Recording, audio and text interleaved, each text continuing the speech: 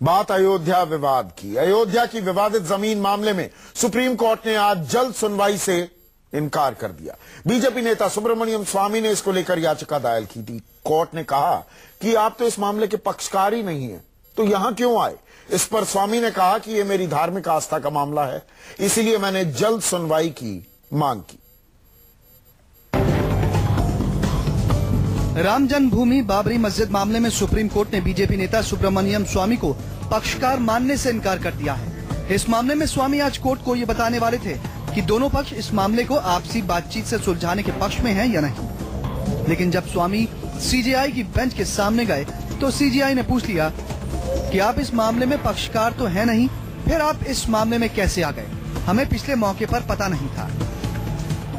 इसे विडंबना ही कहेंगे कि जिस सुब्रमण्यम स्वामी की याचिका पर सुप्रीम कोर्ट ने राम जन्मभूमि बाबरी मस्जिद विवाद का आपसी समझौते से समाधान निकालने की बात कही थी, आज कोर्ट ने उसी स्वामी को इस मामले में पक्षकार मानने से इनकार कर दिया। और फिर कोर्ट ने अयोध्या मामले की तत्काल और रेगुलर हियरिंग से इनकार कर दिया। मेन पक्षकार कोई दरखास्त दे दे कि राम जी के उससे जो 1949 से शुरू से पक्षकार हैं, उसी पक्षकार को सुप्रीम कोर्ट महत्व दे रहा है। सुब्रमण्यम स्वामी जी की जो पिटीशन थी वो मेंशन कराना चाहते, उसको अलाउ नहीं किया और उनको मना कर दिया कि आप पार्टी नहीं, इसलिए आपको सुना नहीं जाएगा।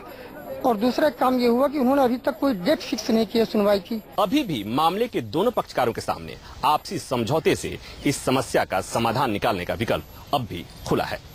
कैमरामैन अविनाश राणा के साथ प्रभाकर मिश्रा, दिल्ली, न्यूज़ 24। अब मेरे सहयोगी प्रभाकर कह रहे हैं कि आपसी बातचीत का रास्ता खुला है। मेरे साथ मेरे एक और सहयोगी राजीव रंजन जुड़ चुके हैं। वो रास्ता खुला तो है, पर उस रास्ते में कुछ निकलेगा भी। दरअसल क्या मामला अब अटक गया, लटक गया? राजीव, देखिए, ये तो सुब्रमण्यम स्वामी की बात से ही समझ में आ जाता है। संदीप, जब उन्होंने कहा कि जब 500 साल से हम इसका इंतजार कर सकते हैं तो 5 महीने, 5 साल, 50 साल और इंतजार कर लेंगे। तो जिस तरह से सुप्रीम कोर्ट ने कहा कि हम डे टू डे इसकी हियरिंग नहीं कर सकते, हमारे पास और भी काम है, और इससे ये साफ पता चलता है कि ये राम मंदिर जो है वो राम भरोसे ही है। जब राम की ही कृपा होगी